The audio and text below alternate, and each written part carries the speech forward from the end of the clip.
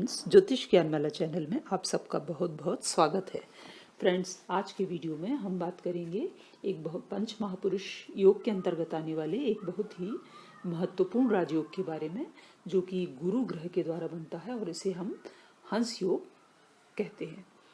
जैसा कि फ्रेंड्स, हमने जन्म कुंडली में भी हंस योग के ऊपर चर्चा की थी और देखा था कि जन्म कुंडली में जब भी गुरु ग्रह केंद्र भावों यानी कि 1, 4, 7 या 10 इन भावों में वे अपने स्वराशि में या फिर उच्च की राशि में स्थित होते हैं तो हंस योग का निर्माण करते हैं। आज के वीडियो में हम देखेंगे कि हथेली में किस तरह से हम हंस योग को पहचान सकते हैं। तो इसके लिए फ्रेंड्स, सबसे पहले हमें हथेली की बनावट को देखना चाहिए। जैसा कि मैंने पहले भी आपको बताया था कि हथेली में किसी भी राजयोग को फलित होने के लिए हथेली थोड़ी सॉफ्ट और रेडिश टच लिए हुए होना चाहिए। इसके बाद फ्रेंड्स, हम फिंगर्स को देखते हैं तो सभी उंगलियों की बनावट अच्छी होनी चाहिए और उंगलियां थोड़ी लंबी होनी चाहिए। इसमें भी हंस योग के लिए स्पेशली इंडेक्स फिंगर की लंबाई जो है वो देखी जाती है। तो ये इंडेक्स फिंगर की लंबाई यदि रिंग फिंगर से अधिक है, यानी कि ये जो गुरु की उंगली कहलाती है इंडेक्स फिंगर, ये लंबाई इसकी अच्छी है तो ये काफ़ी शुभ फलदायक माना जाता है। इसके बाद फ्रेंड्स, हम माउंट्स को देखते हैं तो इसमें इंडेक्स फिंगर के नीचे वाला स्थान जो है, ये वाला स्थान गुरु पर्वत या जुपिटर माउंट कहलाता है। तो इस स्थान को हंस योग के लिए देखा जाता है। यदि ये गुरु पर्वत सहज रूप से उभार लिए हुए हो, यानी कि ये बहुत ज़्यादा भी उभरा हुआ नहीं होना चाहिए और बहुत ज़्यादा दबी स्थिति में भी नहीं होना चाहिए। इसके बाद फ्रेंड्स, हम देखते हैं कि गुरु पर्वत पर किसी भी तरह की आड़ी रेखाएं यहाँ पर नहीं होना चाहिए। इस तरीके की आड़ी रेखा नहीं होनी चाहिए और कोई भी अशुभ चिन्ह जैसे कि यहाँ जाली या ग्रिल का निशान या फिर कोई तिल का निशान, ये सब नहीं होना चाहिए। यहाँ पर गुरु पर्वत जो है वो बिल्कुल निर्दोष स्थिति में होना चाहिए। बल्कि यहाँ पर गुरु पर्वत पर, जैसे कि यहाँ पर आपको दिखाई पड़ रहा है, इस तरीके से एक क्रॉस का चिन्ह जो है यहाँ पर गुरु पर्वत पर होना चाहिए, जो कि बहुत ही शुभ फलदायक माना जाता है।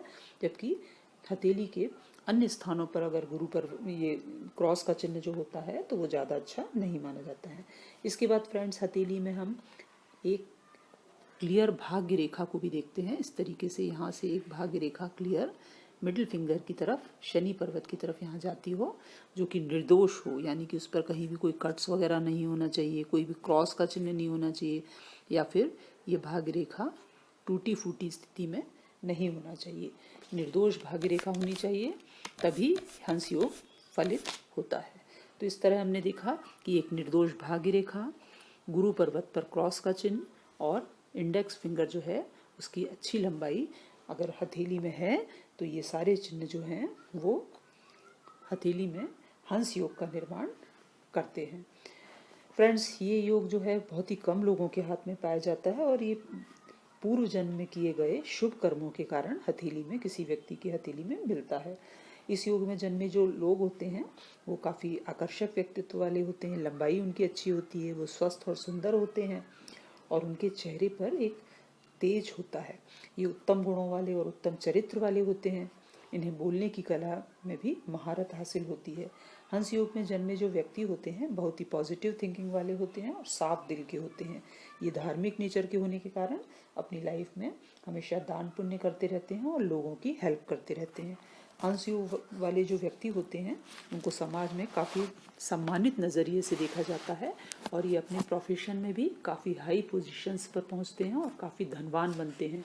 इनका जो कैरियर होता है वो शिक्षक के रूप में, न्यायाधीश के रूप में, एडवाइज़र के रूप में, एस्ट्रोलॉजर आदि के रूप में काफ़ी सक्सेसफुल होता है।